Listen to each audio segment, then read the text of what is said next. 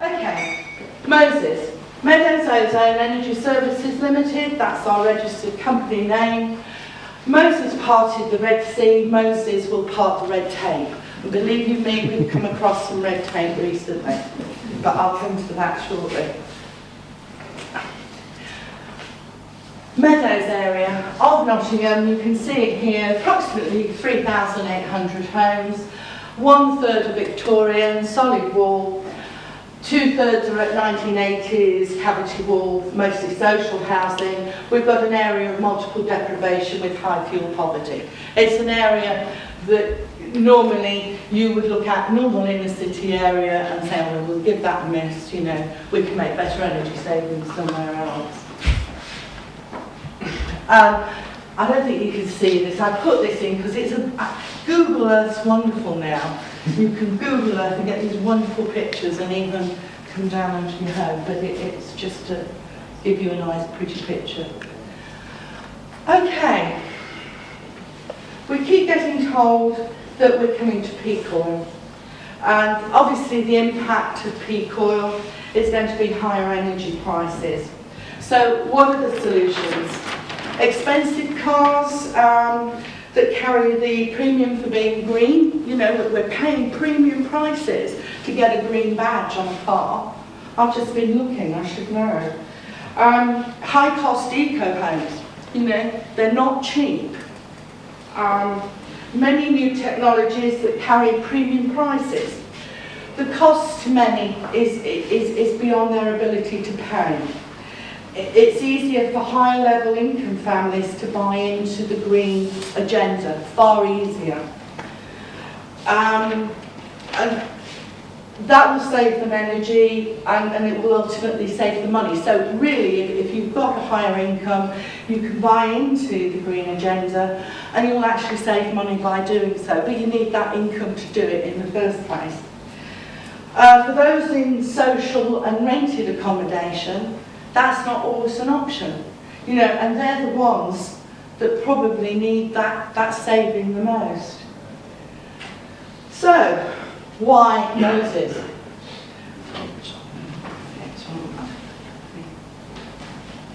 Okay. So the rising cost is going to have householders already struggling are going to be struggling even more. You know, with the rising energy prices, those least able to pay are going to struggle to pay even less. You know, they're going to not be able to pay their bills. So what are we going to do about it? How are we going to make sure that those that are struggling to pay their energy bills are going to be able to do it in the future? Because houses built around the turn of the century that are commonly seen in cities, you know, we're talking about those high level of Victorian houses that, you know, that Britain's got the most of.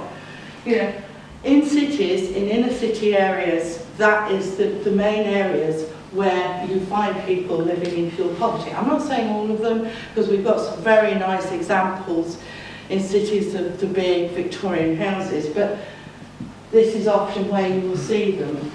And these houses are actually hard to treat. You know, they're hard to heat. They're not easy to heat, the Victorian terraces. You know, you've got single skin, you've got all the heat going out the walls. And so those least likely to afford to be able to retrofit their homes are the ones living in the houses that are in desperate need of the retrofit. Many families in the Meadows don't care about peak oil. They really don't care. You know, if you talk to them about energy efficiency or global warming, they'll just look at you and say, yeah, okay, so what? You know?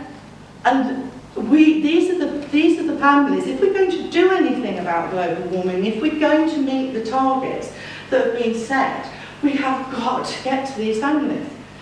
You know, we can't not do anything. We can't ignore them and pretend they don't exist.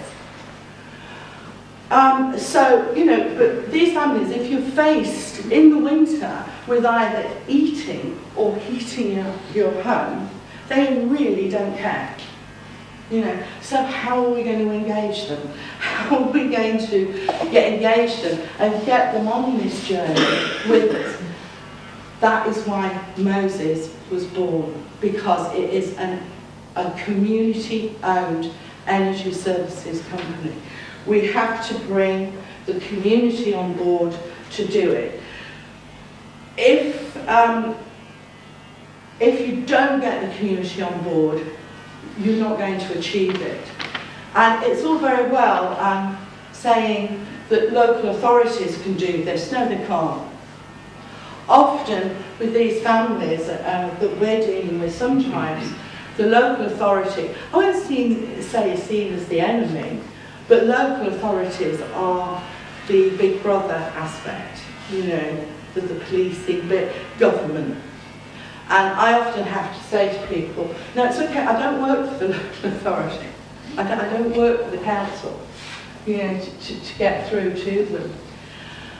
So Moses came together because there was a committed group of local people who wanted to do something. We as an organisation were part of a big lottery bid that failed. But from that failed lottery bid, some of the aspirations carried on. And one of those aspirations was to make the Meadows a zero carbon community. Now, we have moved on since those early days, and current initiatives, if we look at this, we're a phase 1 community. How wonderful is that? 55 solar PVs on a mixture of houses, both social and low income owner-occupier. 3 primary schools and 1 community building. I wanted to make sure that the solar PVs went on across a mixed tenure of housing, because the way to get at a lot of families on low income is to demonstrate to them that actually going green isn't a greenie badge. It's not for those across the river in West Bridgford, those well-off families who've got the greenie tag. It's for everybody, and you can actually make money out of it. You know, you can save money. You can have more money in your pocket at the end of the week, the end of the month. So it was important that we did that. The primary schools, children are the future.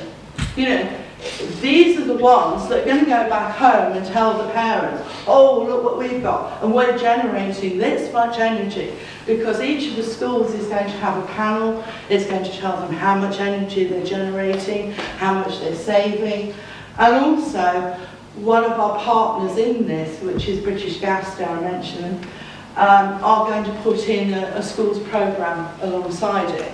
So the children are going to get that vital education that is needed, and they're going to be able to go home and obviously spread the word. Because in our community, one of the things I didn't say to you, we do have approximately 30 different languages spoken. So English is not the main language for a lot of families. So the children learning in the schools are going to be able to go back to the parents and tell them what's going on.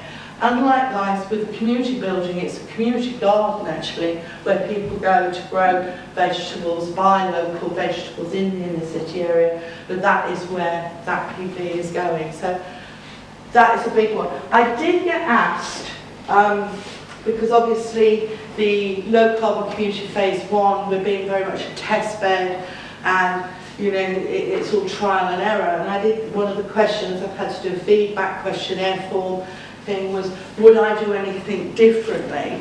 And I thought, well, probably not do it, if I was honest. But then I thought about it and I thought, no, I wouldn't do anything differently, because if we think about something, we don't do it. And I think that's probably why Hill Holt Wood's been successful, because you haven't thought about the difficulties, that the challenges and everything else. You've just gone ahead and done it because you have that end vision, and you're going for the end vision. You're not looking at all these hurdles you have to jump over like a normal company would.